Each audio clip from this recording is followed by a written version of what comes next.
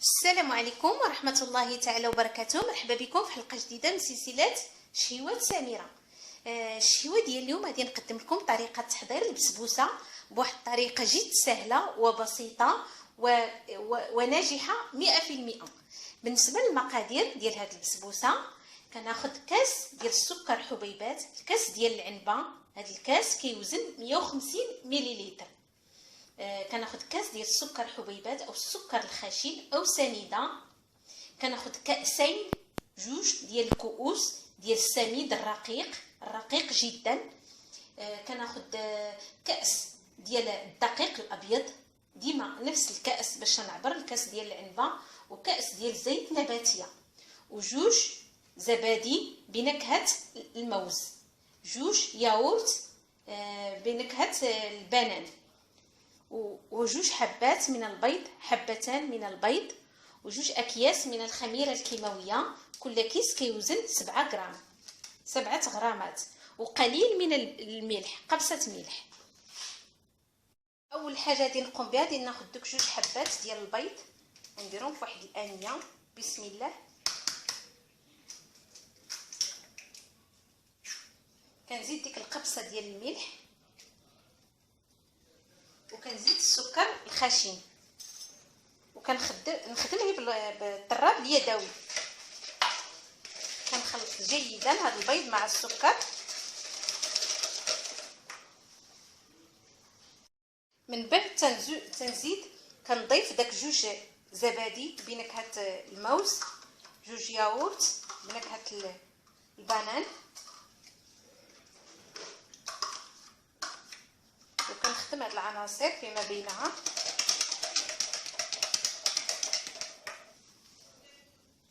بعد تنضيف داك الكاس ديال زيت نباتيه،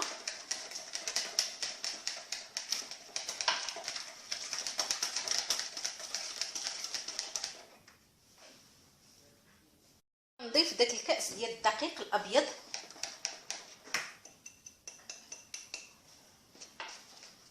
كنضيف واحد الكيس ديال الخميره الكيماويه، وكنخدم جيدا.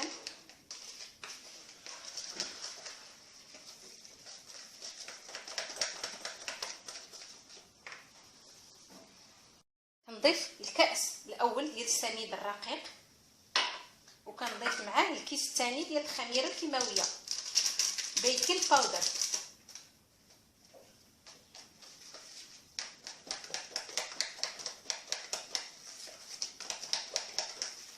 كنضيف الكاس الثاني ديال السميد، وكنخلط جيدا.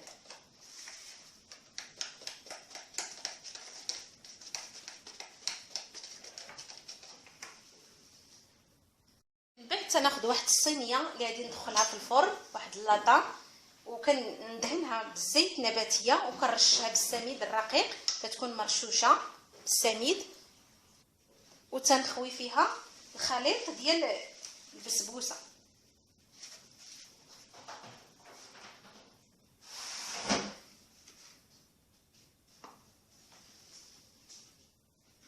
كنحاول نقادها هكا على هذا الشكل، كنقادها في الجوانب، ودابا كندخلها للفرن. دابا غادي نوريكم كيفيه تحضير السيرو اللي غادي نسقي به البسبوسه. كناخذ كاس كبير ديال عصير البرتقال، وكناخذ النصف او الربع ديالو، اللي ما بغاش الحلاوه بزاف كينقص شويه الكميه ديال السكر الخشن. انا خديت تقريبا الربع ديال السكر ديال الكاس، وخديت كيس من الفانيلا. من بعد تناخذوا واحد لاكاسخول، كنديروا العصير ديال البرتقال هكا. من بعد ما درنا العصير ديال البرتقال هنا في هذه الكاسروله، كنزيد داك السكر الخشن حبيبات، وكنزيد هذا الكيس ديال الفانيلا، وكندير هذا السيرو يغلي فوق النار. دابا البسبوسه ديالي انا خرجتها من الفرن، ها نتوما كتشوفوا الشكل ديالها تحمرات. دابا كناخذ داك العصير او السيرو ديال البرتقال والسكر والفانيلا. راه السيرو عندي سخون لان البسبوسه ديالي بردات، ضروري ندير السيرو يكون سخون باش كتشرب، وكنسقيها.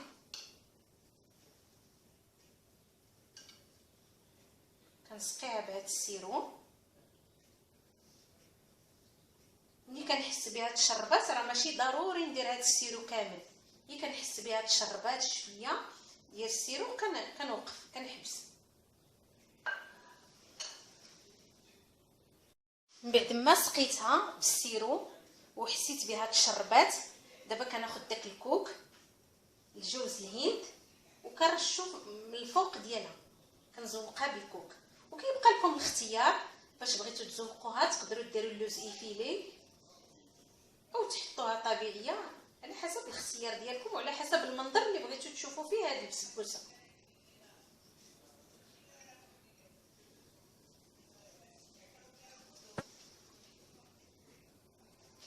ومنين كنرش لها هاد جوز الهند او الكوك كنخليها تبرد مزيان، تبرد جيدا. هذا هو التقديم النهائي ديال البسبوسه. هانتوما كتشوفوا من بعد ما شربات داك السيرو ديالها وقطعتها مربعات وقدمتها هكا بارده. ولا عجبتكم لا فيديو ديروا جيم وشاركوا معايا في القناه ديالي شهوات سميره باش ديما يوصلكم الجديد، وبارطاجيو لا فيديو، ديروا التعليقات والاراء ديالكم، وبالصحه والراحه.